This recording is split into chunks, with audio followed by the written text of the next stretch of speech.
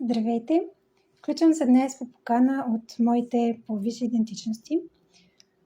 Поканата е да споделя с вас по-открито и по-подробно с какво се занимавам напоследък и в какво прерасна моята работа.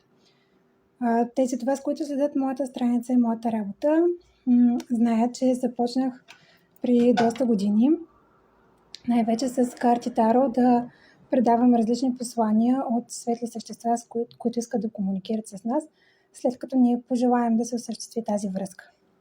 Продължих и с кристали и сега вече стигна до етап, в който вътрешното ми зрение, слух, усет и усещане за присъствие и за други същности, за други идентичности, с които мога да общувам, вече е достатъчно развито, за да мога да практикувам работата си без тези инструменти, имам предвид картите и кристалите. Така че за всеки от вас, който желая да общува с някоя идентичност, която обитава в полета, в измерения, различни от това, в което ние се намираме с тялото си, по-високи, възможно и с по-ниски също. Аз общувам и с елементали. Добре дошъл, мога да опосредствам тази връзка, като искам да отбележа няколко неща, свързани с тази моя дейност, които намирам за важни.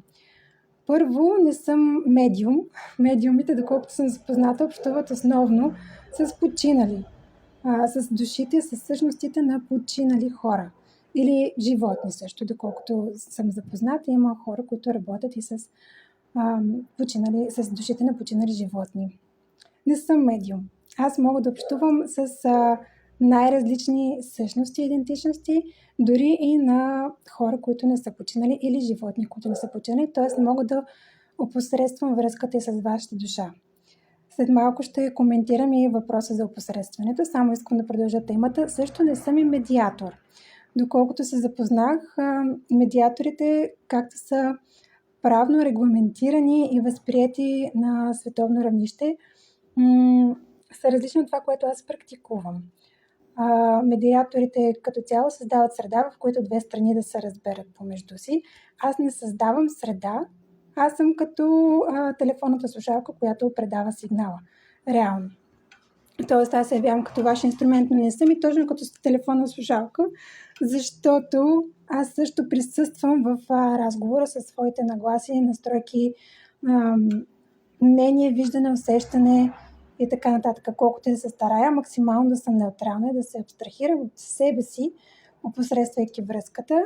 В крайна сметка не оставям себе си незачетана. Включвам и себе си и ако има нещо, което от мен има нужда да бъде включено в разговора, така да кажем, го включвам и винаги упоменавам, че от мен и отчитам и себе си като участник в това общуване, в този разговор. И по въпроса за опосредстването, може би посредник е най-подходяща дума, която може да бъде използвана за това, което аз работя. Някакъв вид посредник, на този етап не съм наясно как точно трябва да бъде наречена. И говорейки за посредници, много държа да подчертая, че аз по принцип съм против посредничеството в връзката ни с нашите идентичности, с нашия висш аз, нашата душа, както и да го наречете, аватар, каквото и да го наречете. Аз съм против някой да е посредник в тази връзка. Но съм забелязала и приемам, че има хора, които в даден етап от съществуването си, хора или животни, или въобще същества, които в даден етап от съществуването си не могат да осъществят тази връзка директно и се нуждаят от някой, който да ги подпомогне в този процес. Готова съм да подпомагам, отчитайки, че съм човек и е възможно да греша в някакви моменти и доверявайки се напълно на водачеството, което ми се дава на мен и на вашето доверие. Благодаря.